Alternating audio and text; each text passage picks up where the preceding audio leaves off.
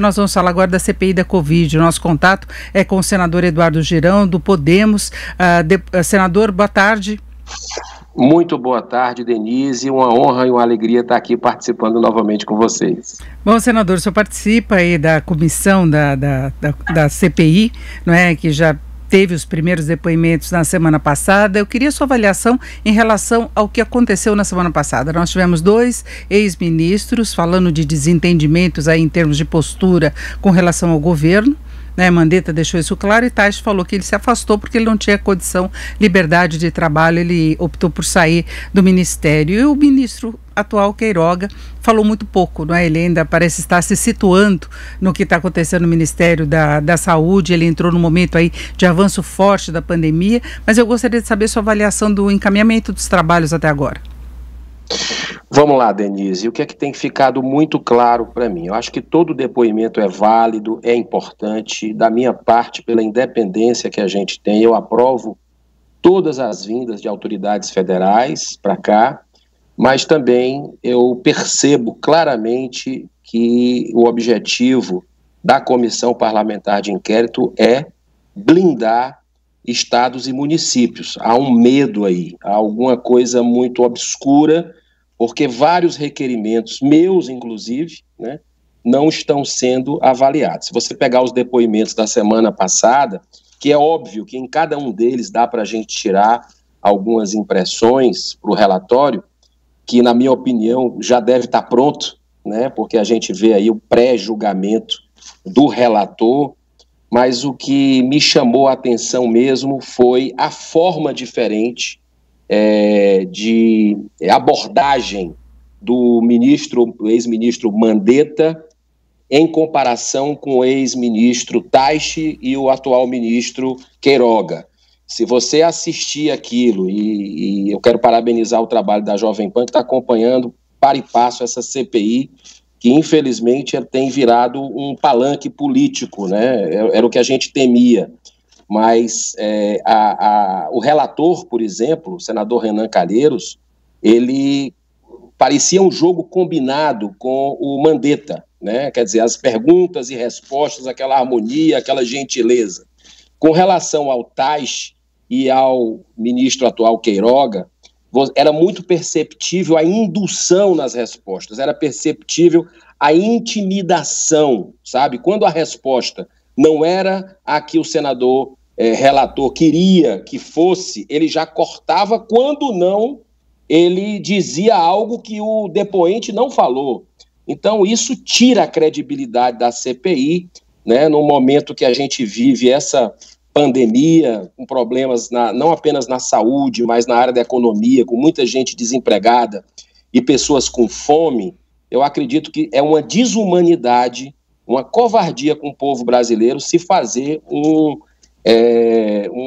palanque político como a gente tem visto ali, né? Então, eu estou tentando equilibrar, tenho requerimentos para que a gente possa ouvir tanto o governo federal como as centenas de bilhões de reais que foram enviados de verbas federais para estados e municípios. Eu tenho um requerimento para chamar a Polícia Federal, porque ela mesma já mostrou as operações que nós tivemos em vários estados e municípios de escândalos, né, de desvios, e a CPI tem que avaliar isso porque faz parte dela, né? Não esqueça que são 2 pedidos de CPI, um do senador Randolph, que visa apenas olhar eventuais omissões e ações do governo federal, e o outro que é meu, que tem a maioria dos senadores, 45 senadores assinaram, e que visa investigar o governo federal também, ok, mas esses recursos federais que foram para estados e municípios, mas isso eles não querem ver até agora. Agora, senador, foi a prioridade, pelo menos a primeira etapa, são 90 dias de trabalhos que podem ser depois prorrogados pelo mesmo período, não é? Nessa primeira etapa, o foco seria o trabalho do governo central mesmo, né? Ouvir os ministros, essa questão das vacinas. Agora, me chamou muita atenção uma disputa entre os integrantes mesmo da comissão, por exemplo, no caso da cloroquina. Nós tínhamos aí senadores trazendo relatos de municípios que supostamente teriam usado o medicamento preventivamente, teriam tido resultado estados e nada tem fundamento científico, né? Isso é uma coisa que me chamou a atenção, que de repente também entre os senadores vira um palanque.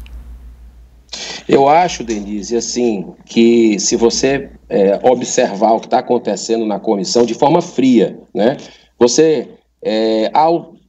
O mínimo que a gente poderia fazer era alternar, trazer alguém relativo ao governo federal e alguém de estados e municípios, porque a população quer toda a verdade e não apenas uma parte da verdade. Sobre essa questão do tratamento preventivo, profilático ou imediato e precoce, inclusive eu já fiz um debate aqui no Senado Federal, né, onde nós chamamos cientistas e médicos renomados contra o tratamento e cientistas e médicos renomados a favor do tratamento. Foram mais de 10 exposições com base na ciência. E para mim ficou muito claro, e para os senadores que participaram dessa sessão, né, e quem pôde assistir, que a ciência está dividida nesse assunto.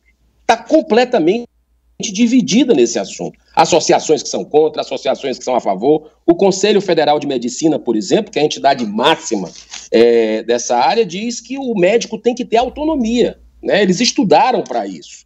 Então, eu acho que nessa CPI a gente poderia ouvir os dois lados, né? Ouvir quem é contra e ouvir quem é a favor. Mas o que a gente vê não é isso, né? A gente vê uma CPI basicamente com uma narrativa apenas. E eu acho que a gente não tem que fazer esse papel, já que a gente recebe, cada um aqui tem o seu salário, tem a sua estrutura, para fazer o seu trabalho com seriedade, de forma técnica, não pirotécnica, mas infelizmente a CPI está caindo no descrédito da população justamente porque não quer ver algumas coisas e quer ver outras. Agora, senador, hoje, eu acho que a maior urgência do país é em questão de vacinas.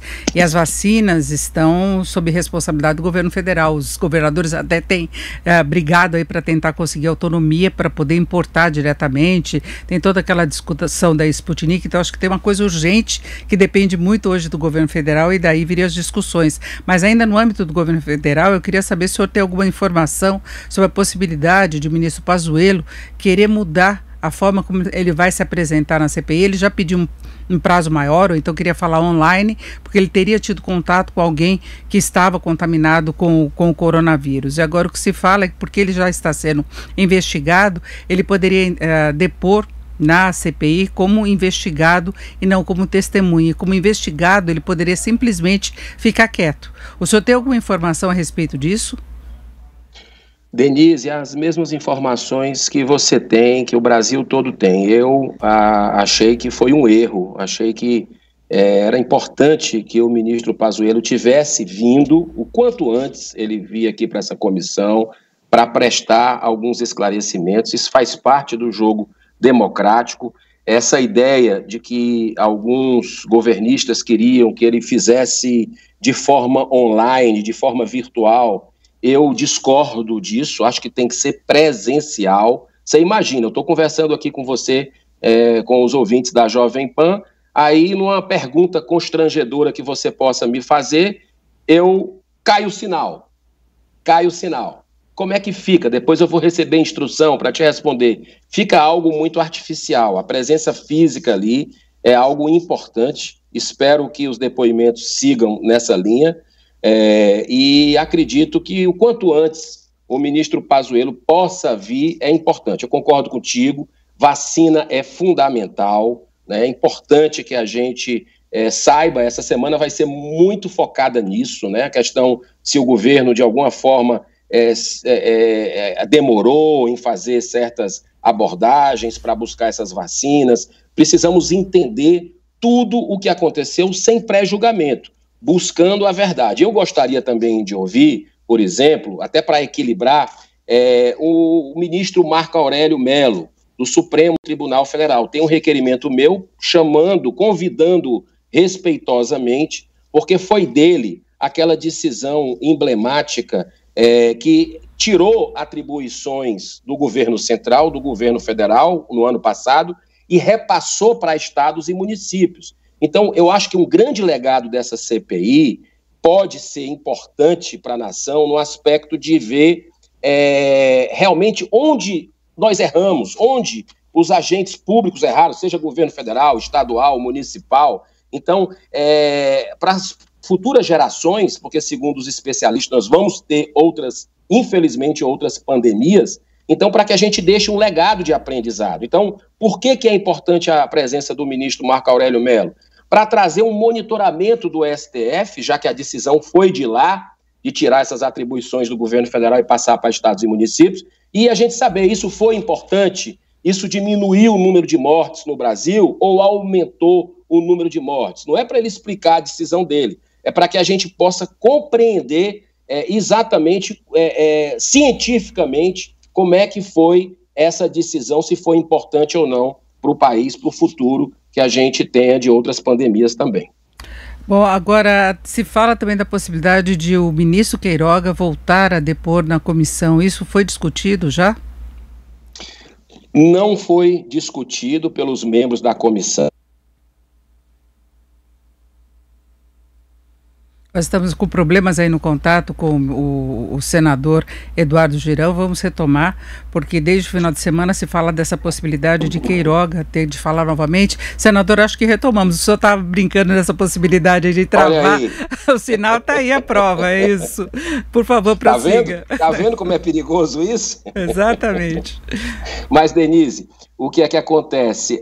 Essa conversa, ela não existiu dentro da comissão. Eu tomei conhecimento nesse final de semana pela mídia, né? Mas o que é que acontece é o seguinte: a comissão tem o grupo G7, né?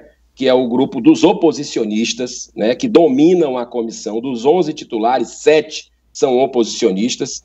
E você tem o grupo dos governistas e independentes, né? Então, assim, o que acontece é que o grupo dos oposicionistas, que nem plano de trabalho tem, né, não foi sequer votado o plano de trabalho, para você ter uma ideia, eles tomam as decisões ali de quem vai convocar, de quem não vai, de votar que requerimento e não votar. Infelizmente, não está sendo ouvido, porque tem dezenas de requerimentos de outros senadores que não foram pactuados. Então, a gente precisa equilibrar um pouco essa CPI. Nosso objetivo é esse, para que ela seja independente, que ela seja justa, que ela não tenha efeito de palanque político ou eleitoral. Esse é o desejo, embora que eu acho que é muito difícil que ocorra por nós termos membros que são presidenciáveis, Denise. Hoje nós temos membros dentro da CPI que já estão no xadrez político aí, lá no top, com relação à eleição do ano que vem,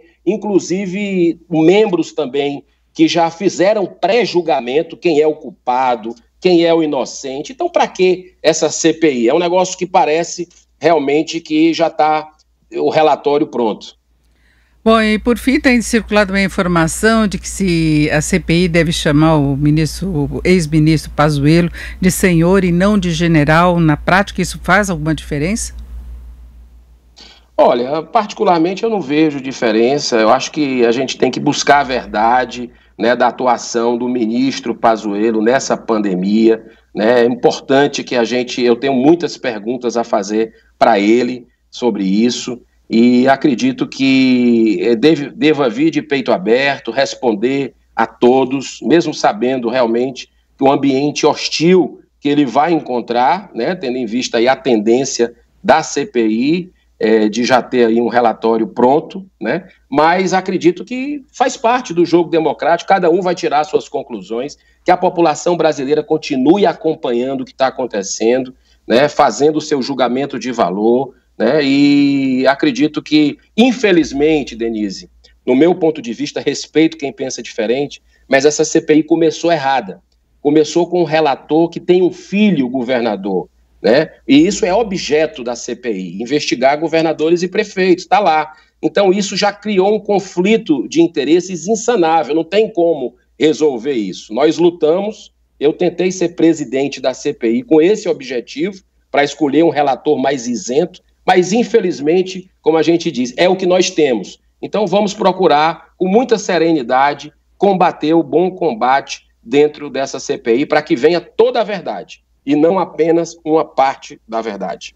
É isso, ouvimos o senador Eduardo Girão, do Podemos. Senador, muito obrigada mais uma vez pela sua participação aqui no Jornal Jovem Pan. Uma boa tarde.